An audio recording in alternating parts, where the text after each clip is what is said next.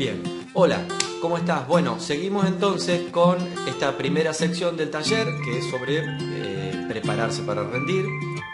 Y de las preguntas, de todas las preguntas a las que estoy respondiendo, vamos a pasar ahora a la segunda pregunta, que es ¿qué hay que estudiar de la materia?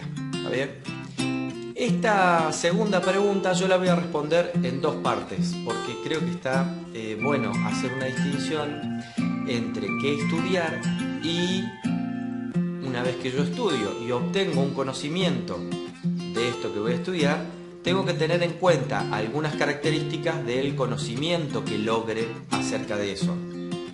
Entonces, como dije recién, voy a dividir la respuesta a esta pregunta en dos partes. La primera parte va a ser responder a la pregunta ¿qué hay que estudiar? Bueno, lo que hay que estudiar es el contenido de la materia, por supuesto, y yo voy a desglosar el contenido de la materia en 11 ítems sobre los que vos te podés enfocar para estudiar mientras vas preparando la materia. Y la segunda parte voy a voy a hacer explícita 4 características del conocimiento que vos logres de esos 11 ítems. ¿Sí? Entonces, vamos primero con los 11 ítems en los que podés desglosar el contenido de la materia y en la segunda parte voy a hablar sobre las características del conocimiento que logres. ¿Sí?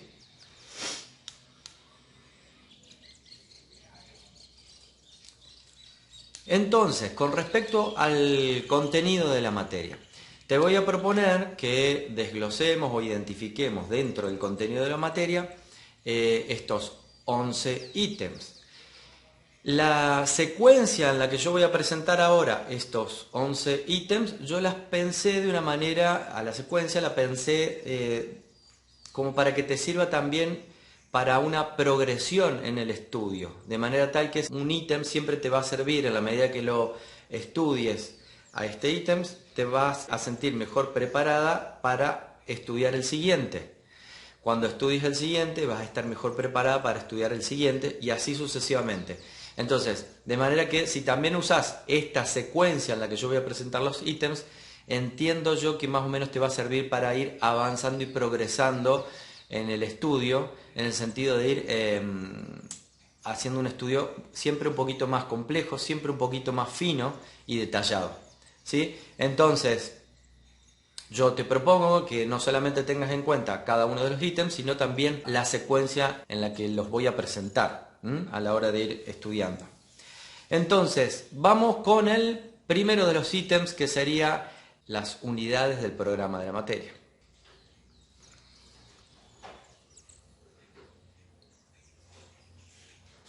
Bien, los contenidos de la materia están enunciados en cada una de las unidades del programa, de manera que el programa de la materia es el primer ítem que uno tendría que aprender a manejar.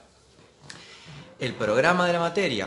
Entonces, está bien, ¿qué hago con el programa? En primer lugar, empezar a estudiar o leer y tener clara la fundamentación del programa, los objetivos del programa. Esto es algo que estaría muy bien que ustedes empiecen leyendo y a medida que van avanzando vuelven sobre la fundamentación de los objetivos. Cuando terminen de estudiar vuelven sobre la fundamentación de los objetivos y tenerlo claro.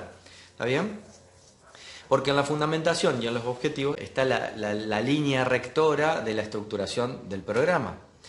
En segundo lugar, ¿qué tendrán que leer? Bueno, tener en claro los contenidos de cada una de las unidades de la materia. ¿Los contenidos cuáles son? Los temas principales que están en la unidad 1, los temas principales de la unidad 2, de la unidad 3, la 4, la 5, la 6. Es decir, el programa de la materia en este sentido sería como la primer gran organización de todos los contenidos que vos vas a estudiar mientras vas preparando la materia.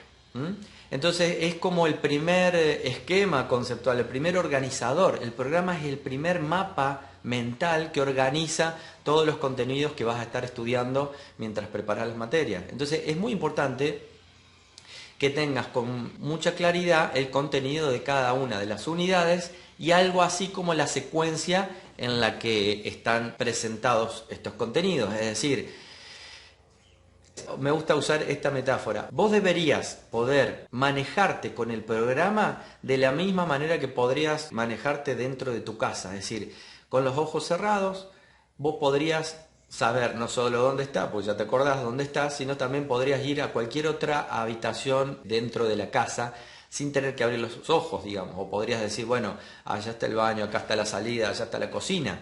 De la misma manera deberías ubicarte dentro del programa de la materia.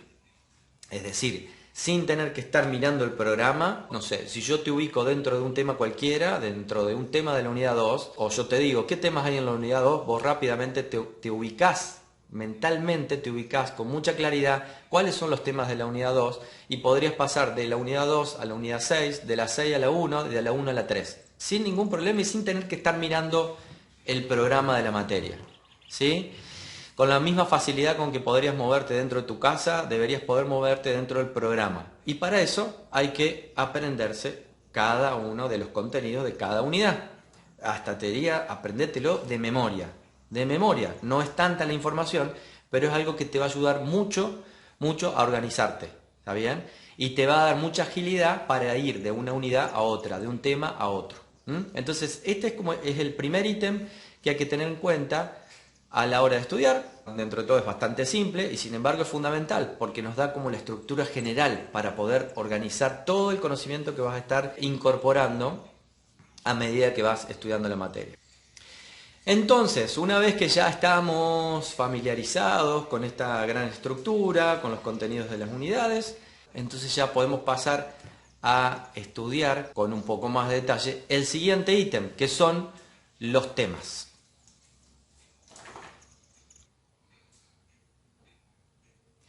Bien, con respecto a los temas, ¿qué decir sobre este ítem? Está claro que se vincula con el ítem anterior porque, claro, recién dije, hay que ir entendiendo los temas que forman parte de las distintas unidades y entender la relación que hay entre las unidades, es decir, la progresión en la que se van presentando los temas de acuerdo a esta organización que son las unidades del programa.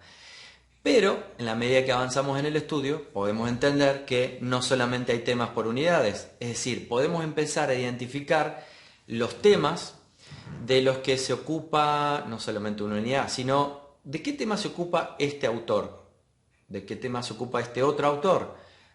Por ejemplo, nosotros tenemos actualmente, no sé, hay un par de autores de los cuales estamos viendo un libro casi completo. Bueno, este autor en este libro, ¿de qué se ocupa? Es decir, ¿cuáles son los temas de este texto? O puede ser un artículo, ¿no? ¿Cuál es el tema de este artículo? Sin importar en qué unidad está. Dentro de un libro, por ejemplo, un texto más grande, ¿no? ¿Cuáles son los temas de los distintos capítulos? ¿Cuál es el tema del capítulo 2, del 3 y del 4? Y individualizarlos. Dentro de un capítulo podemos individualizar los temas de las distintas secciones, porque dentro de un capítulo se desarrolla o se expone una discusión y entonces podemos discriminar e identificar como distintos los temas o el tema de la sección 1, el tema de la sección 2 y el tema de la sección 3, por ejemplo. Entonces ya acá, digamos, nos vamos a mover con mayor flexibilidad y con mucho más detalle que en relación al primer ítem, que eran las unidades del programa. ¿Está bien? Y entonces estamos afinando un poco más la discriminación de los temas, ya no solamente por unidad, sino ahora por autores, por textos, por capítulos o por secciones dentro de del capítulo. Hacer esta discriminación e individuación de temas nos permiten también entonces estructurar nuestro conocimiento de la materia de una manera más compleja, ¿no? Nos permite estructurarlo de vuelta según autores o textos o un capítulo y también establecer relaciones entre los temas, independientemente de la organización que nos da la materia por unidades. Entonces, este es un paso adicional que me parece que es interesante que pueden tener, como para tenerlo en cuenta a la hora de estudiar y estructurar el conocimiento que van logrando de la materia. Un ejemplo de cómo podemos entonces empezar a relacionar temas cuando los individualizamos de esta manera. Supongamos, el problema del yo y la persona, si nosotros identificamos ese tema, bueno, de ese tema se ocupa tanto Gallagher y Sahabi en el texto de la mente fenomenológica como Damasio en el texto que estudiamos de Damasio. Entonces ahí tenemos una forma de vincular dos autores con perspectivas distintas en relación a un mismo tema. Bien, estos dos primeros ítems, el de las unidades del programa y después avanzar y detallar un poco más estudiando los temas en distintos contextos, pueden ser un poco generales, el siguiente no es tan general. Sin embargo, son importantes porque son preparatorios para profundizar un poco más en nuestro estudio y avanzar entonces al siguiente ítem que yo propongo que te enfoques en estudiar, que es el vocabulario técnico.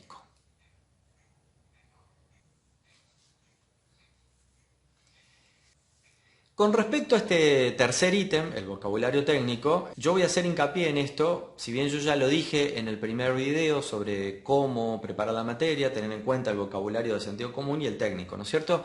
Pero esto es fundamental para entender el contenido de la materia. Si bien antes hice más hincapié en el vocabulario de sentido común, es decir, del lenguaje en español.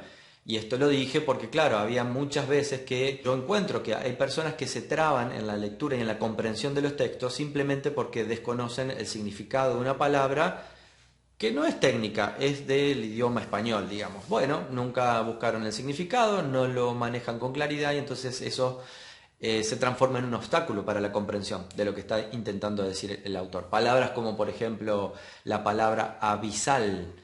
Si alguien no sabe lo que significa abisal, que no es vocabulario técnico, bueno, lógicamente no va a poder entender lo que el autor quiere decir con la oración donde usa esa palabra, lógicamente. O visceral, o la expresión que trabajamos un día con una alumna, con una compañera que preguntaba qué significaba que algo virtualmente se daba al mismo tiempo que otras cosas. ¿Qué quiere decir? Que virtualmente se estuviera dando al mismo tiempo que otra cosa.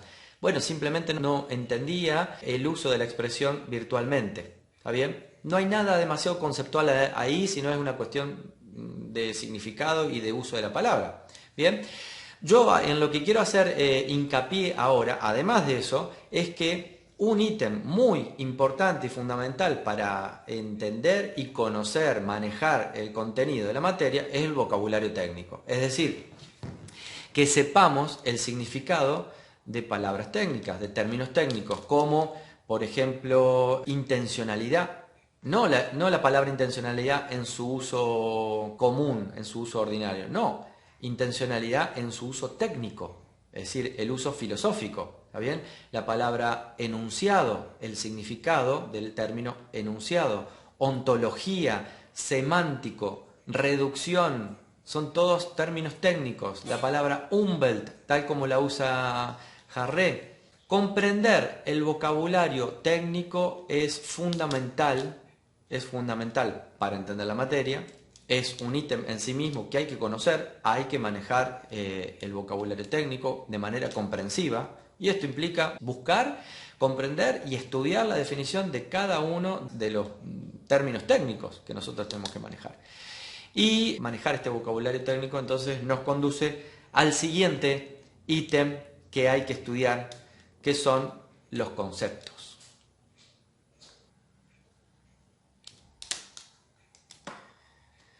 Entonces, tenemos ahora nuestro cuarto ítem a estudiar, que son los conceptos. ¿Qué vamos a entender por concepto? Bueno, vamos a hacer una distinción entre término y concepto. Es decir, el término es la palabra, ¿no?, que usamos para expresar un concepto. Entonces, podemos hacer una distinción diciendo que el concepto es el contenido de significado de un término. ¿Está bien? Pero miren, les voy a dar una definición. Busqué varias definiciones de concepto como para tener una noción de lo que sería un concepto. Podríamos decir que los conceptos son las unidades mínimas de conocimiento humano y es lo que nos permite clasificar las experiencias. Decimos que expresamos los conceptos mediante uno o más términos.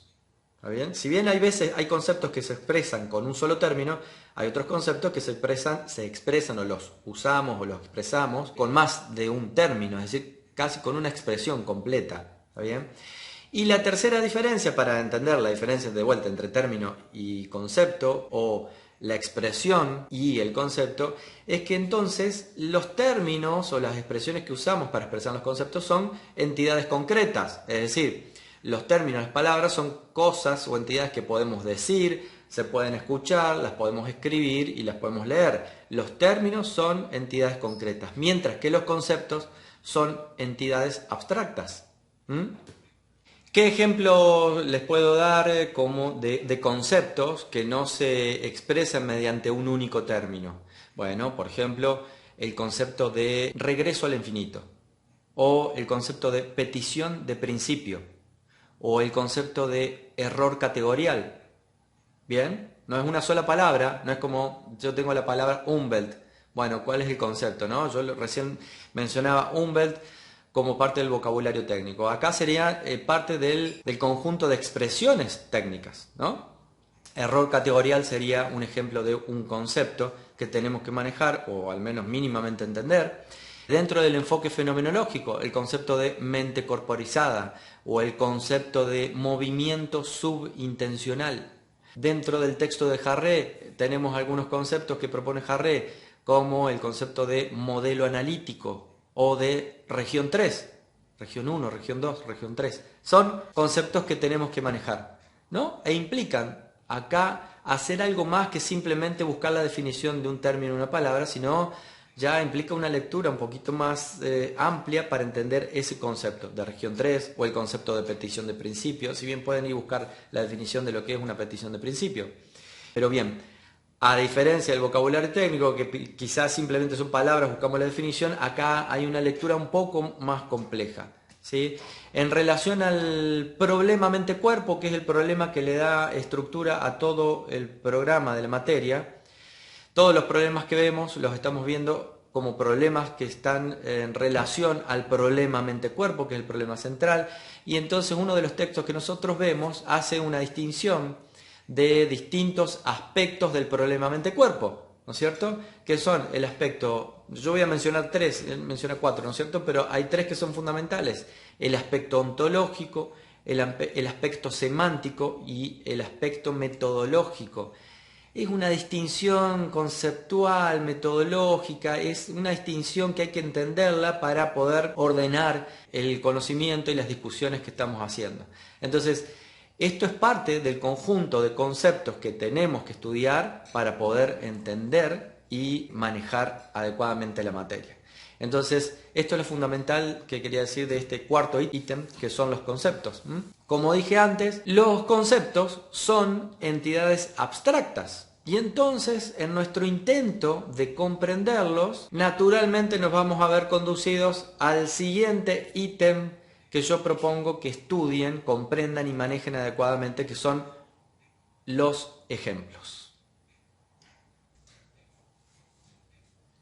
Entonces, tenemos acá el quinto ítem que yo te propongo que estudies, que son los ejemplos. ¿Qué son los ejemplos? Normalmente un ejemplo es una entidad concreta o una situación concreta que me permite comprender algún concepto abstracto, alguna situación totalmente desconocida, posible pero desconocida, y yo no logro terminar de entenderla, y entonces para eso se usan los ejemplos, para explicar y para dar a entender algo desconocido o muy abstracto. Entonces el ejemplo, que constituye algo más concreto, me permite terminar de comprender eso que estoy explicando o exponiendo de manera abstracta. Entonces, cuando yo estoy en el texto y encuentro un ejemplo, lo tengo que estudiar. ¿De qué manera voy a estudiar un ejemplo? Tengo que entender qué es lo que está ejemplificando esa entidad concreta o esa situación concreta. ¿Qué está ejemplificando el ejemplo? Y a la inversa, cuando tengo un ejemplo, tengo que entender este ejemplo. ¿Ejemplo de qué cosa es? Tengo que hacerme esa pregunta y responderla con claridad. ¿Está bien? Otra forma sería, además, una vez que entendí, por ejemplo, para un concepto abstracto, ¿cuál es su ejemplo? Cuando tengo un ejemplo, ¿es un ejemplo de qué cosa? ¿Qué cosa está ejemplificando el ejemplo? Una vez que entendí esa relación, otra forma de estudiar los ejemplos es construir un ejemplo similar. En lo posible, que forme parte de mi vida cotidiana, de manera tal que yo, si puedo construir por mí misma, por mí mismo, un ejemplo concreto, siempre un ejemplo es más o menos concreto, entonces ya es el indicador de que entendí adecuadamente los ejemplos para ese concepto abstracto. ¿Por qué les digo esto? Primero porque manejar adecuadamente un ejemplo es el mejor indicador de que yo entendí el concepto abstracto. Puedo vincular lo abstracto con lo concreto, puedo construir mis propios ejemplos, etc. Entonces, eso es una buena cosa. Fíjense que no es un detalle menor. Entonces, manejar, estudiar, comprender y manejar los ejemplos es muy importante, tenés que hacerlo. De tal manera que, supónganse yo en mi lugar de profesor, bueno, cuando le tomo examen a alguien le puedo preguntar o le puedo pedir que dé ejemplos concretos de las cosas. Supónganse que alguien que estamos trabajando el concepto de intencionalidad, específicamente el concepto de intencionalidad original. Alguien podría dar la definición de intencionalidad original, ¿no? Porque maneja el vocabulario, maneja ese concepto. Pero inevitablemente yo le voy a preguntar, bueno, ¿y vos me podrías dar un ejemplo concreto de un caso de algo que tenga intencionalidad original? O algo que tenga intencionalidad derivada. O si hablamos de movimientos subintencionales, ¿me podrías dar un ejemplo de movimiento subintencional? Y entonces yo voy a saber no solo si tenés la definición de la expresión movimiento subintencional, sino me voy a dar cuenta o vamos a saber si lo comprendiste. Porque la comprensión se da cuando logro yo vincular el contenido de significado de una expresión con un ejemplo concreto. Ahí se da otra dimensión de la comprensión del concepto. ¿Está bien? Es cuando yo logro vincularlo con algo concreto. Otro ejemplo podría ser decir, bueno, ¿cuál es el concepto de modelo analítico? Bueno, yo puedo estudiarme de memoria una definición de modelo analítico, pero también debería entender cómo funciona un ejemplo. Es decir, ¿cuál sería un ejemplo concreto de modelo analítico? Y entonces una pregunta de examen podría ser, bueno, ¿podrías darme un ejemplo concreto de modelo analítico que no esté en el texto de Jarré? Y en ese modelo yo te voy a pedir que distingas el modelo, el objeto y la fuente del modelo. En tu ejemplo concreto. Otra pregunta relacionada con los ejemplos sería, si yo sé con claridad cada uno de los ejemplos que voy estudiando en el texto, sé de qué cosas son ejemplos, entonces yo también podría preguntarte, bueno, sin importar, bueno, supongamos que estamos hablando de la acción intencional, ¿no es cierto? Entonces yo te podría preguntar, bueno, ¿y el caso de la mano anárquica puede tomarse como ejemplo de qué cosa? ¿Está bien? Para eso hay que entenderlo, haberlo estudiado de la manera en que te dije recién, ¿no? Cuando las distintas posiciones acerca de la acción, de la intención, movimiento corporal versus acción, usan el caso de la mano anárquica, lo usan como ejemplo de qué cosa. Entonces eso es algo que yo te podría preguntar en el examen. ¿Está bien? Bueno, hasta acá con este quinto ítem que son los ejemplos, y es muy importante que los estudies, que los comprendas, que los manejes, que produzcas tus propios ejemplos. Ahora, entonces, habiendo entendido o habiendo logrado una buena comprensión de las unidades del programa, los temas, el vocabulario técnico, los conceptos, los ejemplos, ¿no? Ya vamos ganando mayor comprensión de los contenidos de la materia, ya tenemos un nivel de análisis y de sofisticación de nuestro conocimiento mayor, y creo que esto ya nos prepara para avanzar hacia los siguientes ítems. En particular, el siguiente que yo les propongo también identificar, que sería identificar los enfoques.